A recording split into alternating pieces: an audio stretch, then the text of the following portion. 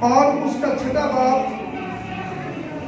और उसके हम 22वीं और 23वीं आयत खुदावंद के जिंदा और मुकद्दस कलाम में से पढ़ेंगे। और आज की तिलावत जो है खुदावंद के जिंदा और मुकद्दस कलाम में से hallelujah, praise God, hallelujah, praise God. हम अपनी बेटी तुष्मा के साथ मिलकर आज की तिलावत खुदावंद के जिंदा और मुकद्दस कलाम में से सुनेंगे। मुकद्दस मत्ती रसूल की मार्फत लिखी गई अंजील और उसका छठा बाब और उसकी 22वीं आयत से लेकर 23वीं आयत। खुदावंद के पाक कलाम में से पढ़ेंगे मत्ती की अंजील और उसका छठा बाब और उसकी 22वीं और 23वीं आयत। बदन का चराग आँख है, बस अगर तेरी आँख दुरुस्त है तो तेरा सारा बदन रोशन होगा, और अगर तेरी आँख खराब हो तो तेरा सारा बदन तारीक होगा। बस अगर वो रोशनी जो तुझ में है तारीकी हो तो तारीकी कैसी बड़ी होगी। खुदावंद के पाक कलाम के पढ़े और समझा के उसके साथ शुक्रिया मिले। खुदावंद के जिंदा और मुकद्दस कलाम में से पढ़ेंगे तिलावत मुकद्दस मत्ती रसूल की मार्फत लिखी गई अंजील और उसका छठा बाब और उसकी 22वीं और 23वीं आयत। मेरे साथ मिलकर एक मरतबा सभी इन आयतों की तिलावत कीजिएगा। सो मेरे साथ सभी मिलकर बोलिए, बदन का चिराग आँख है, बस अगर तेरी आँख दुरुस्त हो तो तेरा सारा बदन रोशन होगा, और अगर तेरी आँख खराब हो तो तेरा सारा बदन तारीक होगा। बस अगर वो रोशनी जो तुझ में है तारीकी हो तो तारीकी कैसी बड़ी होगी। आमीन। हालेलुया। खुदावंद यीशु अल मसीह ने अपनी ज़ुबान मुबारका से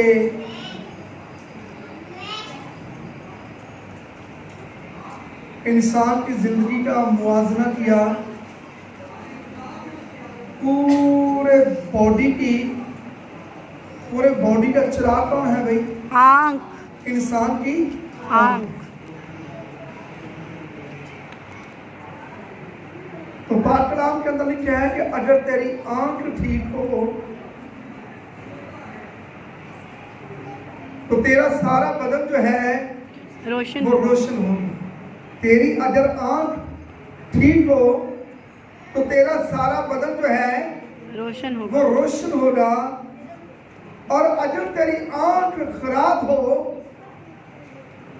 तो तेरा सारा बदन जो है वो तारीक होगा, खराब होगा।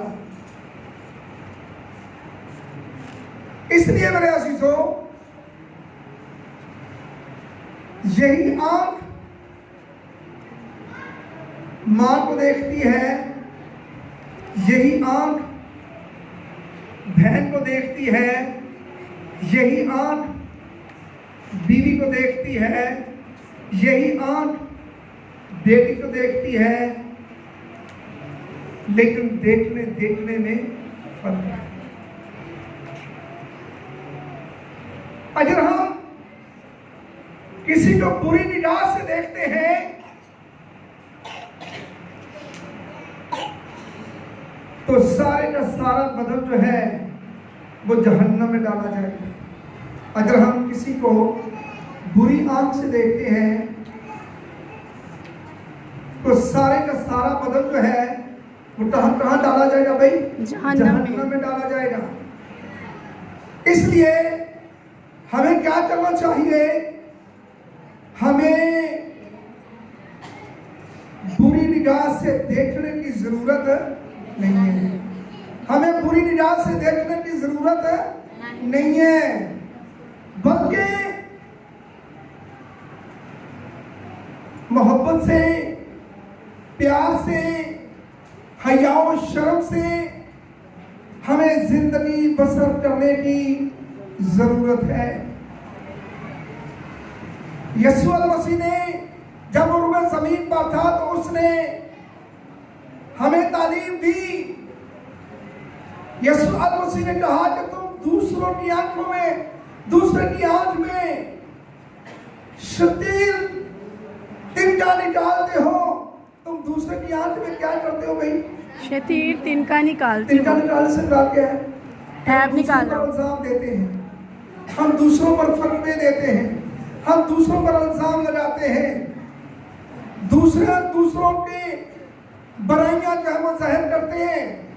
लेकिन यीशु मसीह इरशाद फरमाता है कि तुम दूसरों की आंख में से तिनका निकालते हो, लेकिन तुम अपनी आंख में से शतीर नहीं निकालते। इसलिए मेरे अजीजों, हमें अपनी जिंदगी पर गौर करने की जरूरत है। अगर मैं एक उंगली आपकी तरफ उठाता हूं तो ये 3 उंगलियां किस तरफ जाती हैं भाई? ये मेरी तरफ आती हैं। और ये किस तरफ जा रहे हैं? आसमान की तरफ। उंगलियां इस बात का जाहिर करती हैं कि तू अपनी जिंदगी पर गौर कर, अपने हवाल पर गौर कर, दूसरों पर फतवे लगाता है, अपने पर निगाह कर। और ये थम जो है अंगूठा कहता खुदा के गज़ब से डर, खुदा के गज़ब से डर, अपनी जिंदगी पर गौर कर। इसलिए बाइबल मुक़द्दस के अंदर लिखा है, एक दफा का जिक्र है, फकीर और फरीसी यहूदी एक औरत को बदफेली करते हुए उसको पकड़ लिया गया और वो उसको लेकर यीशु मसीह के पास आए और आकर कहने लगे कि ए रबी, ए उस्ताद, ए रब्बूनी, ये औरत आम फेल पर पकड़ी गई है, इसको क्या सजा दें? यीशु मसीह ने इरशाद फरमाया कि तुम्हें मुकद्दस मूसा ने क्या हुक्म दिया है? उन्होंने कहा कि मुकद्दस मूसा ने हमें ये हुक्म दिया है कि इस हालत में अगर कोई औरत पकड़ी जाए तो उसको क्या किया जाए भाई? उसको संसार किया जाए, पत्थर मार मार कर उसको मार डाला जाए। लेकिन यीशु मसीह ने इरशाद फरमाया कि मैं तुमसे ये कहता हूं कि जिस किसी ने गुनाह नहीं किया वो इसको पत्थर मारे। जिस किसी ने गुनाह नहीं किया वो इस औरत को पत्थर मारे। और यीशु मसीह जमीन पर बैठ गया और एक आदमी ने पत्थर उठाया। यीशु मसीह ने जमीन पर लिख दिया कि तू तो चोर है। वो पत्थर फेंक कर वो क्या हुआ बेटा? भाग गया। वो भाग गया।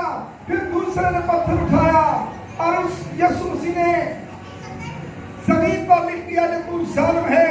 वो भी पत्थर फेंक कर भाग गया। इसी तरह यीशु मसीह के गुनाह वे जमीन पर लिखता रह गया और वो पत्थर फेंक फेंक कर भागते गए।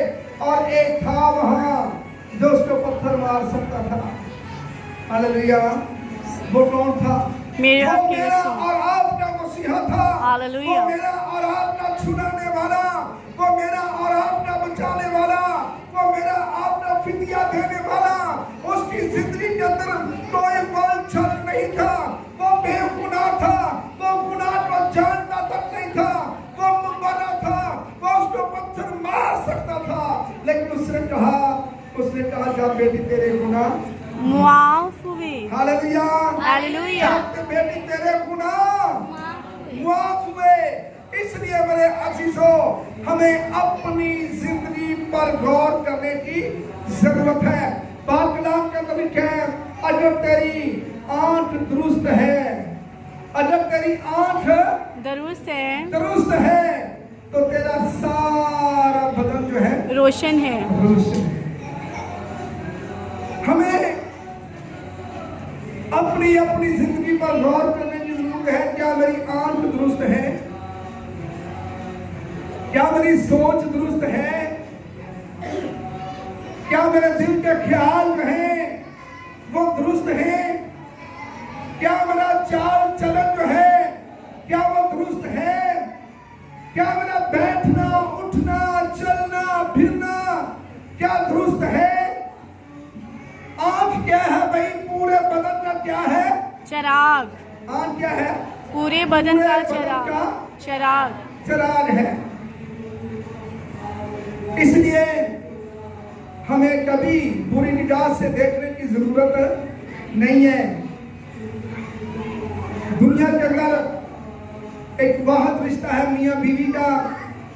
इसके अलावा हमारे तमाम भाई हैं, हमारी तमाम बहनें हैं, हमारी तमाम बेटियां हैं।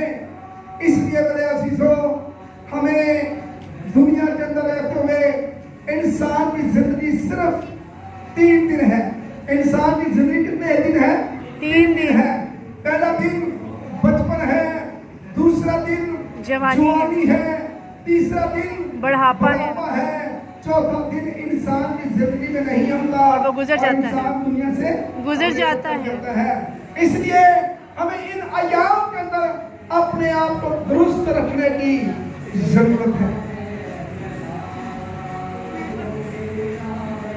कहा जाता है दिल ला इलाज और हिला बाज है।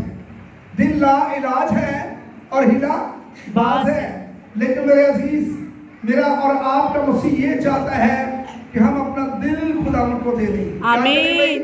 हम अपना दिल खुदावंद को दे दें। तो जब अपना दिल खुदावंद को देंगे, जब हमारा दिल खुदा के पास उनकी ताबेदारी में होगा, तो फिर हम दुरुस्त होंगे, फिर हमारा दिल दुरुस्त होगा, फिर हमारी सोचें दुरुस्त होंगी, फिर हमारे ख्यालात जो हैं वो दुरुस्त होंगे, फिर हमारी आंख भी दुरुस्त होगी। इसलिए मेरे अजीजों, हमें अपनी आंख को दुरुस्त रखने की जरूरत है। अगर हमारी आंख दुरुस्त नहीं होगी, अगर हमारी आंख ठीक नहीं होगी, तो क्या होगा भाई? सारे का सारा बदन जो है तारीख हो जाएगा। तारीख हो जाएगा।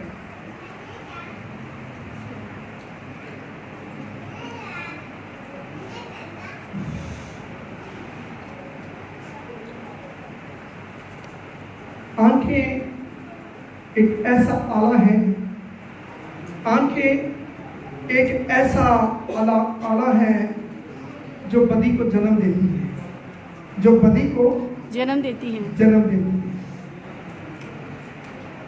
अजब शख्स दोनों आंखों से नाबीना है, दोनों आंखें उसकी नहीं है, और वो खुदा तरस है, वो खुदा परस्त है, वो दीनदार है, वो खुदा के ताबिया है।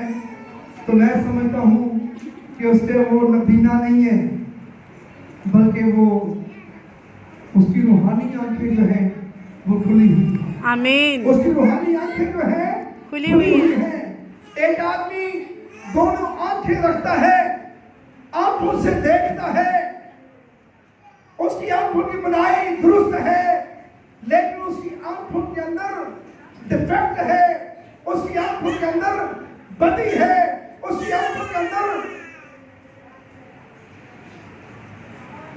बुराई है। तो मेरे अजीजों, वो दोनों आंखों से अंधा है, वो दोनों आंखों से रूहानी बनाई नहीं रखता, वो रूहानी अंधा है।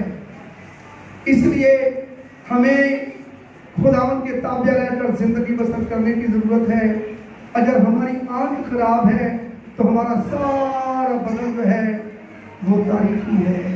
और पाक कलाम के अंदर लिखे, अगर वो उसकी आंख खराब है, उसका सारा बदन तारीकी है, तो वो तारीकी कितनी कैसी बड़ी होगी। इससे मुराद ये है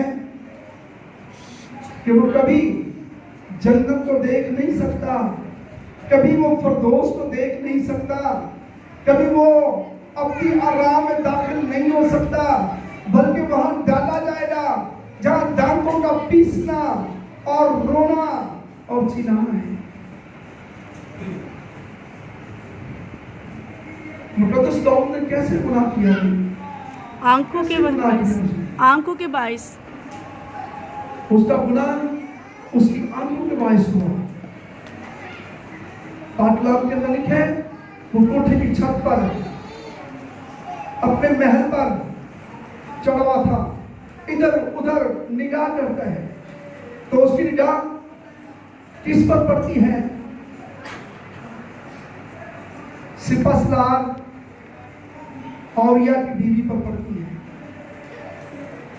और जब उसने देखा नहायत खूबसूरत है, तो उसने क्या किया?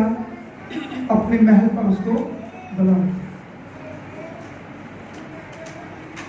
देखने से, आंखों से उसने बुला, एंड आंखों ने उसके बदन को तारीफ कर दिया।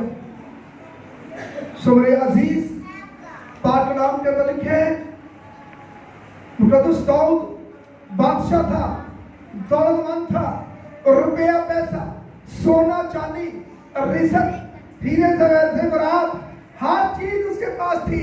उसने कहा कि ऐ खुदावंद, मैं तेरा घर बनाऊंगा, लेकिन खुदाए के दूसरे खुदाए यख्ता ने कहा कि ऐ दाऊद, तो मेरा घर नहीं बना सकता।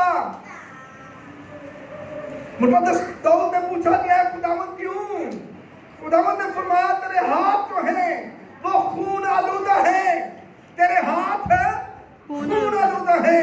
इसलिए मेरे अजीजों, मुकद्दस दाऊद ने पहला गुनाह औरिया की बीवी को महल पर चढ़ाकर किया, और दूसरा गुनाह क्या किया भाई? दूसरा गुनाह क्या किया?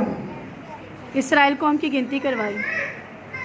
दूसरा गुनाह, उसने औरिया सिपहसालार को जंग में भेजकर, अगले सफा अव्वल पर भेजकर उसको मरवा डाला, और उसकी बीवी को अपने महल पर चढ़ा लिया, उसको अपनी बीवी बना लिया। और पाटलाम के अंदर लिखे उसकी बदी के बाइस एक बेटा पैदा हुआ, लेकिन वो बेटा जो है वो ज्यादा देर जीता ना रह सका, वो मर गया। क्यों? इसलिए कि खुदावंद को ये बात पसंद नहीं है कि हम किसी को बुरी निगाह से देखें। इसलिए मेरे अजीजों, हमें अपनी आंख को दुरुस्त रखने की जरूरत है, वरना वहां डाले जाएंगे जहां दांतों का पीसना और रोना और चिल्लाना होगा।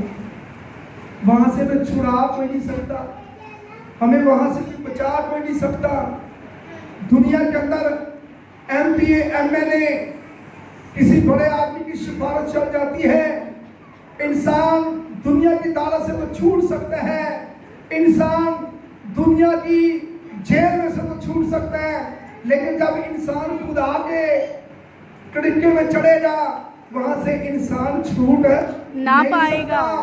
ना वहां रुपए पैसे की सिफारिश चलती है, ना वहां के किसी वजीर आजम की सदा शराफत का सिफारिश चलेगी, ना किसी MPA की, ना किसी MLA की सिफारिश चलेगी, बल्कि मेरे अजीजों, खुदा के हुजूर हमें कोई नहीं छुड़ा सकेगा। इसलिए हमें अपने आप को दुरुस्त रखने की जरूरत है। यीशु की आमद नजदीक है, वो आसमान से बादलों पर आएगा, और जिनकी निगाहें, जिनका बदन यीशु के खून से, उसके बरा के खून से धुला हुआ होगा, वो उड़कर मसीह यीशु का इस्तकबाल करेगा, और हमेशा हमेशा के लिए वो आसमान पर रहेगा। इसलिए हमें चाहिए ताकि हम अपने रास्तों को सीधा करें, अपने रास्तों को हमवार करें, और अपनी लाइन को दुरुस्त करें, अपनी जिंदगी को खुदा उनके ताबे रखकर जिंदगी बसर करें। फिर मुझे और आपको खुदावंद बरकत देने की कुदरत रखता है, मुझे और आपको खुदावंद नजात देने की कुदरत रखता है, मुझे और आपको खुदावंद जन्नत फरदौस बहिश्त में रखने की हालेलुया। लेकिन तब जब हमारी आंख दुरुस्त होगी। हालेलुया, आमीन। एक मरतबा फिर ये आयत पढ़ेंगे, मेरे साथ मिलकर बोलिएगा। बदन का चिराग आंख है, बस अगर तेरी आंख दुरुस्त हो तो तेरा सारा बदन रोशन होगा। और अगर तेरी आंख खराब हो तो तेरा सारा बदन तारीक होगा। बस बस अगर वो रोशनी जो तुझ में है रोशनी जो तुझ में है तारीकी हो तो तारीकी हो तो तारीकी कैसी बड़ी होगी। तारीकी कैसी बड़ी होगी। खुदावंद आप सबको बरकत। आमीन आमीन आमीन।